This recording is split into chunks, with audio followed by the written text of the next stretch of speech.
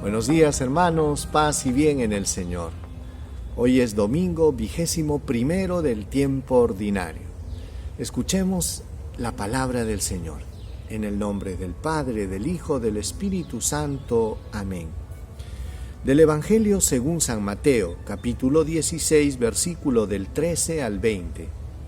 En aquel tiempo, al llegar a la región de Cesarea de Filipo, Jesús preguntó a sus discípulos: ¿Quién dice la gente que es el Hijo del Hombre? Ellos contestaron: unos dicen que Juan Bautista, otros que Elías, y otros Jeremías o uno de los profetas. Él les preguntó: ¿y ustedes, quién dicen que soy yo? Simón Pedro tomó la palabra y dijo: Tú eres el Mesías, el Hijo de Dios vivo.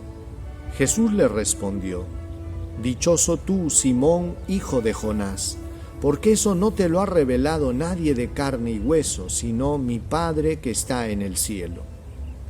Ahora te digo yo, tú eres Pedro, y sobre esta piedra edificaré mi iglesia, y el poder del infierno no la derrotará. Te daré las llaves del reino de los cielos. Lo que ates en la tierra quedará atado en el cielo, y lo que desates en la tierra quedará desatado en el cielo. Y les mandó a los discípulos que no dijesen a nadie que él era el Mesías. Palabra del Señor. Gloria a ti, Señor Jesús. Hermanos, Jesús está con sus discípulos en Cesarea de Filipo y les hace una pregunta. Bueno, mejor dicho, dos preguntas. Les hace una pregunta diciendo: ¿quién dice la gente que soy yo? En realidad, Jesús no estaba muy preocupado en la opinión de la gente. Esta primera pregunta tenía como pretexto llegar a la otra pregunta, que en realidad era la que interesaba. Entonces los discípulos, cuando les preguntó ¿quién dice la gente que soy yo?, inmediatamente comenzaron a repetir lo que habían escuchado, porque es fácil decir lo que otros han dicho. Y entonces decían, unos dicen que eres Juan Bautista, otros que Elías, que Jeremías u otro profeta. Y ahí fue la segunda pregunta, y Jesús les dice: ¿y quién dicen que soy yo? Ustedes, ¿quién dicen que soy yo? Y es que Jesús, hermanos, quería en el fondo una respuesta personal, una respuesta que no sea tanto la repetición de lo que otros han dicho, sino que sea algo que nace del corazón de una convicción profunda.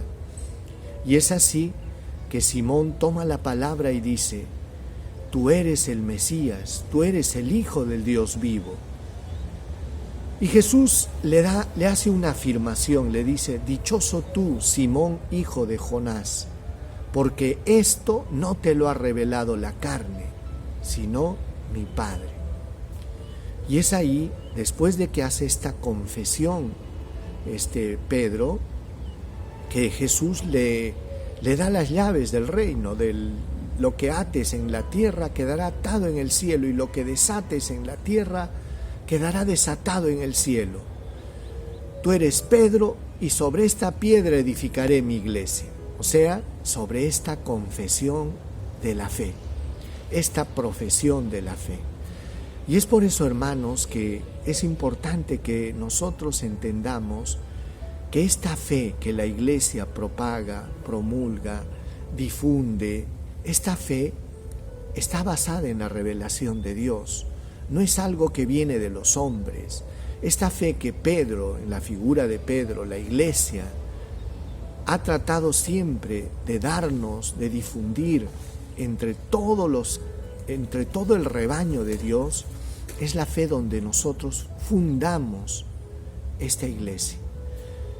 Y es la profesión que Pedro hizo y que todos nosotros hacemos.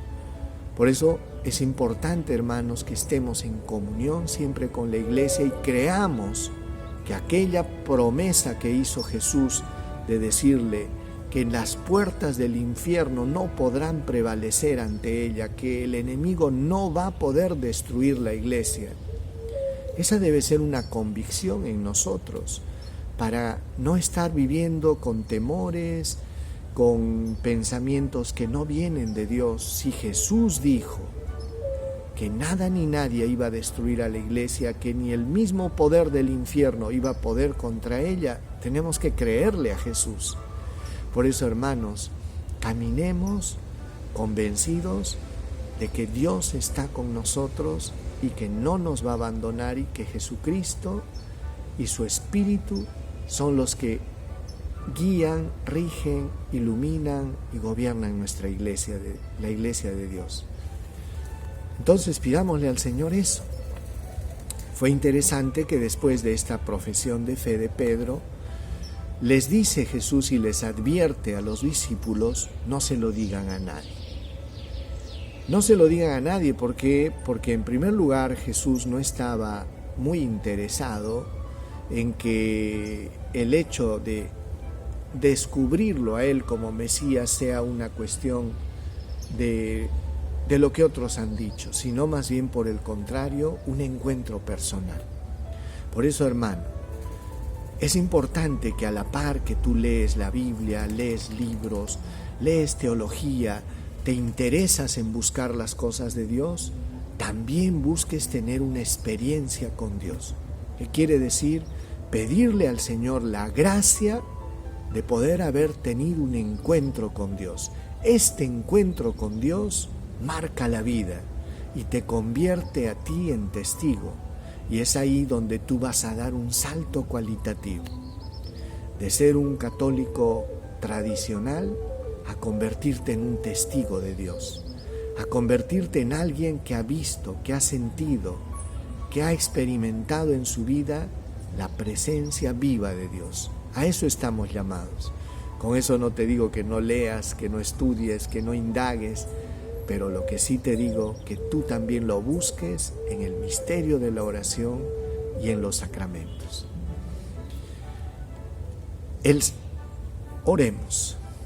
Señor Jesús, te pedimos en este día que nos des la gracia de consolidar nuestra fe en ti y que confiemos y nos fiemos de que tu iglesia es tu iglesia inspirada por el Padre y por el Espíritu Santo. Ponemos en tus manos, Señor, a nuestros pastores, al Papa, a los obispos, sacerdotes y a todo el pueblo fiel. Y te pedimos, Señor, que tu santa inspiración siempre nos guíe y acompañe. Amén. El Señor esté con ustedes y con tu espíritu.